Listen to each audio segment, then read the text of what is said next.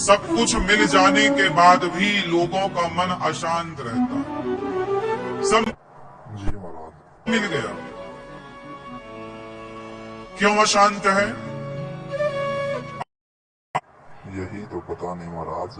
आप में से कितने लोगों का मन अशांत रहता है? जिनका रहता है वो हाथ उठा के हमें बताएं। किन लोगों का मन अशांत रहता है वो बताएं। किसका मन ज्यादा अशांत है, चंचल है, परेशान करने वाला है? जरा हाथ उठा के बताओ। लगभग सभी का होता महाराज। आप लोगों का मन अशांत है ही नहीं, तो फिर हम दवाई क्या बताएं? भाई दवाई तो उसे ना दी जाएगी जो बीमार है। आप लोग तो बीमार ही नहीं है अशांत? किस किस का मन अशांत है? कंफर्म कराओ पहले। क्यों आपका मन अशांत है? देखो, मन सभी का अशांत रहता है। अशांत नहीं है तो चंचल रहता है। जी महाराज। यहां वहां भागता है मन, स्थिर नहीं होता। तो ये बीमारी सबकी है, पर समस्या ये है कि बीमारी है लेकिन आपको पता ही ना हो कि हमें बीमारी क्या है, तो इलाज कैसे होगा? इसलिए डॉक्टर सबसे पहले ये जानने की कोशिश करता है कि बीमारी क्या है, क्योंकि बीमारी का पता लगेगा तो इलाज वही होगा। अब बीमारी का पता नहीं और दवाइयां दिए जा रही हैं, तो हम पहले आपकी बीमारी देखते हैं कि बीमारी क्या है। तो हमें आप लोगों की बीमारी क्या नजर आई कि आप लोगों का क्या नहीं, संसार के प्रत्येक प्राणी की ये बीमारी है कि उसका मन अशांत है। सब कुछ होने पर भी ऐसा लग रहा है कि अभी कुछ और पाना बाकी है। जी महाराज। चंचल है मन, बार बार मन धनवान को देखने पर मन धनवान की तरफ चला जाता है कि काश हम भी ऐसे होते।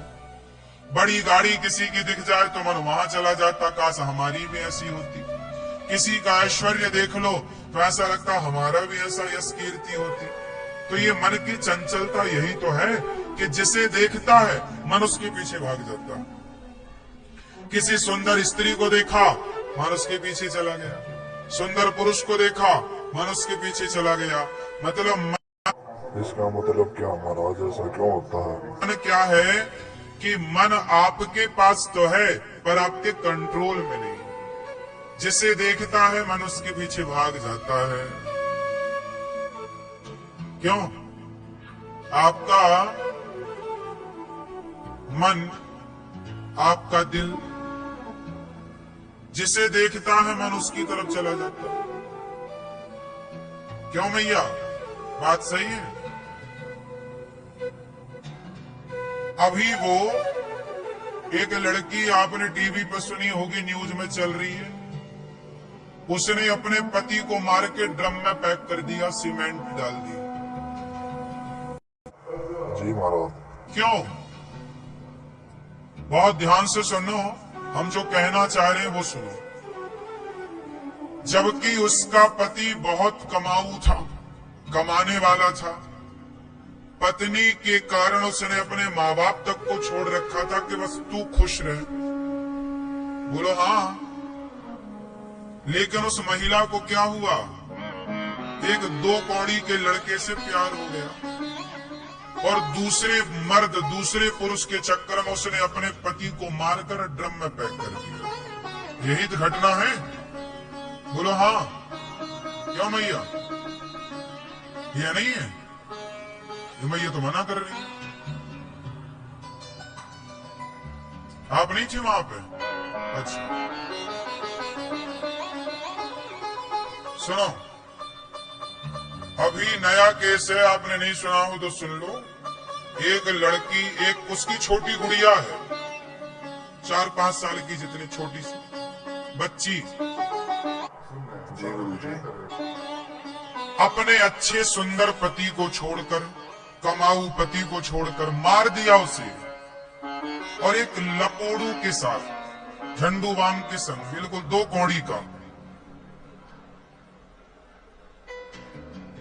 उसके साथ वो रंगरलियां मना रही है, अपने पति को ड्रम में पैक करके मार के चली। क्यों? क्योंकि उस स्त्री का मन उसके कंट्रोल में नहीं था। पूरा खेल कहां से शुरू हुआ? बोलो, मन से। मन जब, अरे रावण का मन लग गया पराई स्त्री में, सर्वनाश हो गया। जब आपका मन पराई स्त्री में या पराई मर्द में लगेगा तो नाश तो होगा। इसलिए महाराज ऐसा तो होना ही था। ये कहता हूं कि मन पर इतना कंट्रोल रखो कि कितना भी सुंदर पुरुष हो, पत्नी स्त्री कितनी भी सुंदर हो, पर हमारा मन अपनी पत्नी और अपने पति के सिवा कभी किसी और में मन लगे ही ना। और ये तब संभव है जब आप अपने मन को सत्संग से जोड़ देंगे। धीरे धीरे करत करत अभ्यास के जड़मति होत सुजान, रसरी यावत जात है सिल पर पड़त। सिल पर निशान ऐसी ही बात है महाराज जी। कंटिन्यू अभ्यास करने से फर्क पड़ता है कि हमें लगातार मेहनत करनी चाहिए।